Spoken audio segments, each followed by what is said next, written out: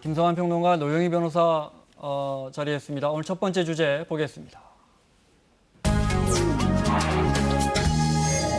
시진핑 주석이 모레 북한을 국빈 방문합니다. 북미 회담이 결렬되면서 북중 관계가 가까워지는 게 눈에 보이는데 이 문제 설명 듣기 위해서 김준영 교수님 모셨고요. 어서 오십시오. 네, 안녕하십니까.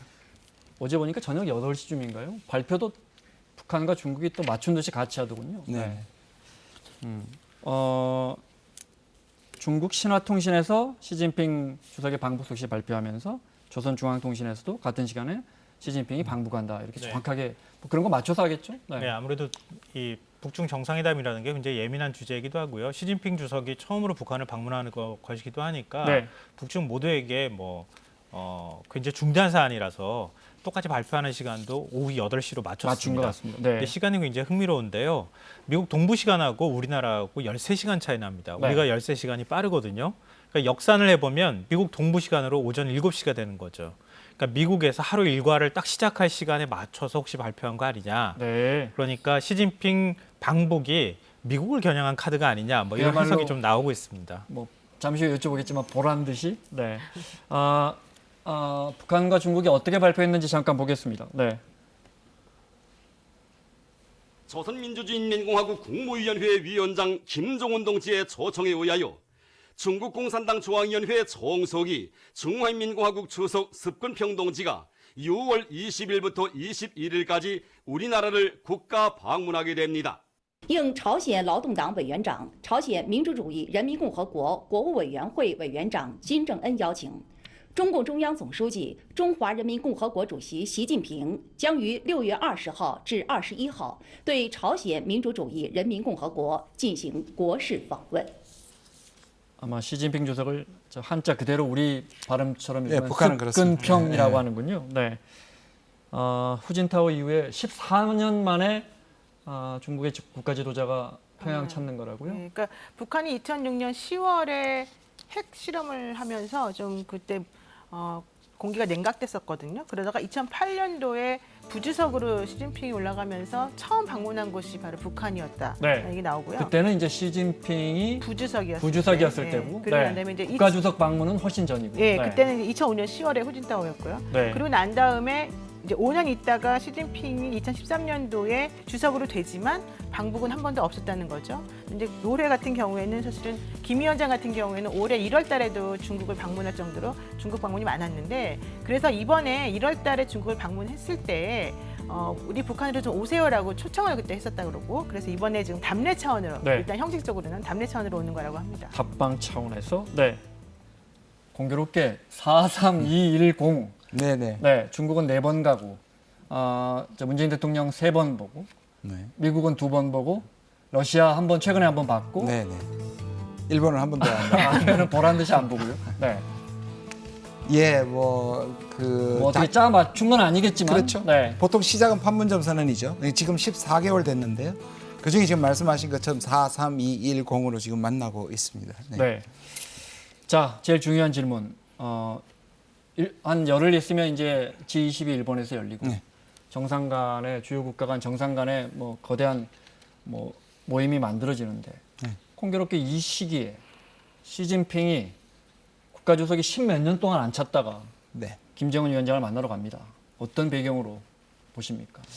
근데 이제 발표는 전격적이죠. 그다음에 타이밍도 말씀하신 것처럼 굉장히 미묘한 시점이긴 한데 사실상 계속 방북에 대해서 초청을 했을 뿐만 아니라 긍정적으로 검토를 했고 상반기 중에도 올 수 있다는 얘기가 꾸준히 나왔었기 때문에 네. 사실 이게 이제 발표는 굉장히 급작스럽지만 사실 약간 늦어진 방문이라고도 해석이 되거든요.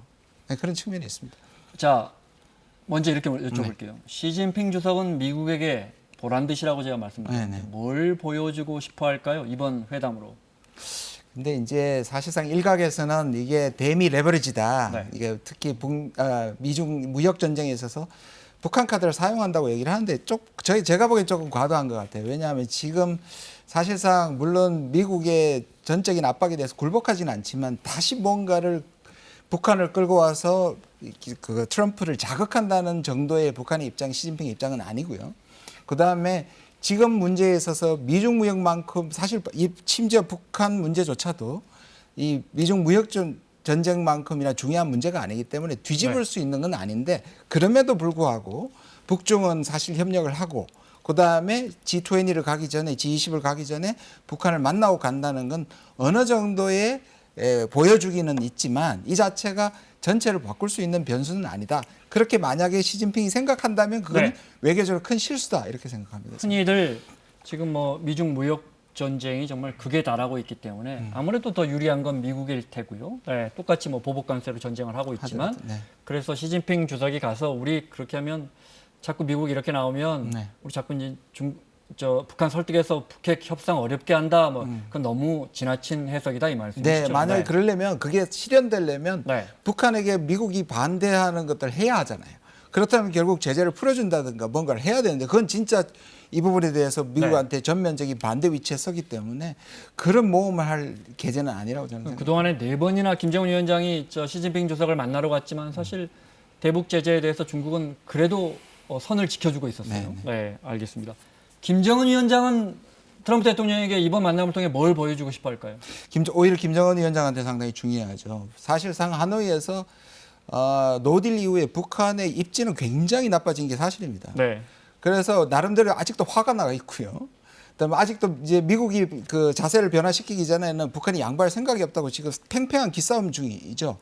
그러면 북한은 여전히 그럼에도 불구하고 미국과 만나는 것이 플랜 A라면 플랜 B가 필요한 거죠. 이게 실패할 때 뭐가 필요하냐. 네. 그리고 협상에 나가더라도 자기 입지를 세우고 나가야지 되지. 지금 나가면 판판이 자기들이 질 수밖에 없다는 걸 알기 때문에 3가지를 지금까지 내세워 왔습니다. 첫 번째는 자력 경쟁입니다. 그러니까 시정연설 지난 4월에 김정은의 시정연설 때 우리 견딘다. 제재를 견딘다는 게 네. 자력 경쟁이고요. 두 번째가 단거리 미사일을 쏜 것처럼 도발하는 거. 그래서 자기 입지를 세웁니다. 만약에 협상에 실패하면 우리는 옛날처럼 돌아간다. 세 번째가 외교 다변화입니다. 그러니까 미국이 고립시킬 때 그래서 러시아를 갔고 또 유엔에 대한 국제기구와 접촉이 잦고 있습니다. 지금. 그러면 중국도 마찬가지로. 만에 하나라도 우린 비빌 언덕이 있다. 네, 그걸 만들고 그렇죠. 싶어하고 그걸 다지고 싶어한다 이거죠. 그렇죠. 이번 만남을 계기로. 네. 미국 입장이 나왔죠. 네, 그렇습니다. 이제 G20이 사실 28일하고 29일 일본 오사카에서 그러니까 열릴 텐데요. 네. 그 전에 지금 이런 식의 그 방북 일정이 나오니까 일본에서는 이게 미국 견제용이라고는 말은 했습니다. 그런데 미국은 그렇게 얘기하지 않고 당연히 기본적으로 우리는 그 파트너 국가 및 동맹국들에 대해서 북한의 FFVD 즉 완전하고 최종적인 그런 검증된 비핵화를 우리가 노리고 있다. 네. 또 하나는 중국도 마찬가지다. 이런 식의 메시지를 내놓고 있기 때문에 상당히 좀 불편감을 표현한 거다. 이렇게 좀 보는 입장들이 많습니다. 원론적으로는 북한의 비핵화에 대해서 중국과 우리의 생각이 똑같다. 그렇죠. 중국도 이번- 협조해야 된다 이런 얘기. 이번 만남을 통해서 북한의 비핵화를 시진핑 주석이 뭐 설득해 줄 것으로 믿는다. 뭐 이런 맥락인 거죠. 원론적으로는. 그렇죠. 네. 그런데 선은 끊는 건 확실해요. 그러니까 혹시라도 안 그렇게 믿지만 가서 우리 미국이 하고 있는 정책에 반대되는 반대하면. 어떤 협상을 네. 하지 말라는 사실 테두리를 딱 치는 의미가 조금 있는 것 같습니다. 네, 알겠습니다. 우리 정부 반응도 긍정적입니다. 일단은. 네. 뭐 꺼져가는 비핵화 불씨를 다시 되살려 놓을 수 있도록 네. 그러니까 다시 동력을 확보하는 계기가 될 것이다 이렇게 기대를 하고 있고요. 굉장히 좀 흥미로운 지점은 긴밀히 그동안에 이 시진핑 주석이 방북하는 문제와 관련해서 협의를 했다 이제 이런 표현을 사용합니다. 네. 이건 그동안에 우리 한중 간에 뭔가 대화가 있었던 것 아니냐. 그리고 북쪽을 좀 설득하기 위해서 노력해달라고 하는 우리의 메시지도 이번에 시진핑 주석이 같이 가서 전할 가능성이 있지 않겠느냐 이런 이제 네. 해석이 나옵니다. 이번 시진핑 주석의 평양 국빈 방문을 우리 정부가 미리 알고 있었다고도 밝혔. 예, 그렇게도 네. 예. 그 부분도 사실은 뭐 작지만 중요한 부분 같습니다. 네, 그러니까 중국 정부와 또 북한과 우리가 어느 한쪽에서부터 그걸 통보받았다는 소리 아닙니까? 우리 정부가 미리. 네. 그렇죠. 네. 근데 이제 여기서 또 제가 너무 좀 조심스러운 걸 네. 수도 있는데 꾸준히 우리의 입장은 중국이 도와서 북한을 설득시킨다는 건 사실 바뀐 변화는 아닌데 혹시 이거를 확대시켜서 그러면 지금 사실 남북 정상회담을 하고 싶어하고 북미 정상회담을 하고 싶어하는데 거기에 대한 언질이나 압박을 하겠다는 것을 받은 것까지는 아닌 것 같아요. 네, 알겠습니다. 트럼프 대통령 최근에 이제 사실 우리가 생각도 안 했는데 김정은으로부터 친서 받았다, 아주 좋은 내용이었다, 뭐 이런 이야기 하면서 그렇지만 서두르지는 않겠다는 입장이에요. 그 부분 잠깐 다시 들어볼까요? 네. He just wrote me a very nice letter, unexpected. I think we're going to do very well with North Korea over a period of time. But I think we have a very good relationship right now. So we'll see what happens. I'm in no rush. I'm in no rush. 자, 그냥 이걸 여쭤볼게요. 서두르지 않겠다.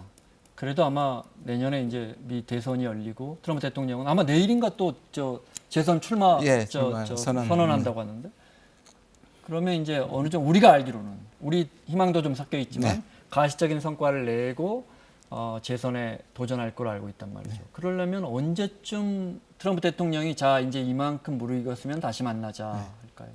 적어도 지금은 아닙니다. 왜냐하면 지금은 정치적으로 북한 문제가 별로 필요 없는 상황이고 또 이란 문제라든지 베네수엘라 문제라든지 또 무역 전쟁 문제 때문에 적어도 북한 문제는 현재 상황에서는 뒤로 밀려 있는데요. 그러나 워낙에 이 부분에 대해서 개인적인 성취를 목표로 하고 있기 때문에 이 선거가 다가올수록 분명히 효용 가치가 있을 것 같아요. 그러나 이런 가능성이 있습니다. 그러면 북한이 하노이 때 오판한 게 뭐냐면 그래서 타협을 할 것이라고 생각하지만 트럼프는 이 판을 깨지는 않겠지만 그래서 계속 좋은 관계를 말하지만 두 가지 중에 하나입니다. 뭐냐면 문제를 푸느냐. 이거는 문제 푸는 건 상당히 자기가 양보를 해야 되니까 풀리니까 아니면 그냥 이대로 현상 유지도 있는 거죠. 왜냐하면 자기가 지금 최고의 업적이 뭐냐면 북한이 모라토리움 실험 안 하는 거라고 발사 안 하는 거라고 얘기를 하고 있기 때문에 그게 우리는 상당히 만약에 이 옵션이 되게 되면 우리는 상당히 힘들어지죠. 이제 적극적으로 문제는 해결하지 않고 그렇다고 깨지는 않은 상황. 이게 북한도 괴롭고 한국도 좀 괴로운 상황이죠. 네, 무슨 말씀인지 알겠습니다. 네, 공감이 됩니다.